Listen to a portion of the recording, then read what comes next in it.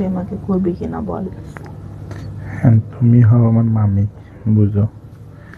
মামি ভাই না, এগুলো কেমনে কি হয়? আরে মামি ভাগ্নি কেমনে কি হয় মানে, তুই কি বুঝিস না নাকি? মজার কাছে কোনো মামা ভাগ্নি নাই। সবই ঠিক আছে, মামির সাথে কিভাবে কি করব?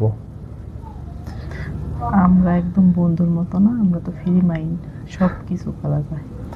তুই আমার বন্ধু, আমি তোর বন্ধু, শেষ। তোমরা এখন কি করবে বলো? আমারও তো বয়স বেশি, তুমি একটা ইয়াং মেয়ে, কি দেখে যে বিয়ে করলে, তখন দরকার ছিল আমার মতো কম বয়সী ছেলে দরকার ছিল। এখন এটা তো তুই বুঝলি আমার মনের কথা। কেন আমাকে একবারই পারে না? না, তোর মামা পারে না, তোর মামা 2 মিনিটও সুখ দিতে পারে না। তাই তাহলে থাকো কিভাবে? যেভাবে থাকি, কষ্ট করে থাকি।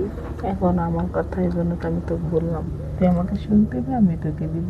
তুই ইয়াং মানুষ, তুই ভেবে দিনকাল কিভাবে পার করিস আমি বল তো দেখি। আমার দিন খাওয়া চিন্তা তোমার করতে হবে না, আমার কি অভাব আছে নাকি?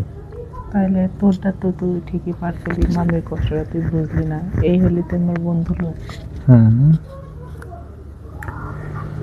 তোর মতো ভাগনা যদি মামির এরকম কষ্ট না বুঝে, তাহলে কে বুঝবে বল? বুঝি তো, এখন নানার বাড়ি বুঝেছি তো। এখন মনে করো যে কেউ যদি দেখে ফেলে তাহলে সমস্যা না। আরে কেউ দেখবি না, তোর মামা তো সারাদিন ব্যবসার কাজে দোকানেই তো ব্যস্ত থাকে। এখন মনে করো মামা কেউ দেখবেন মামাকে, তখন মামাকে তো তোমাকে রাখবে না। আর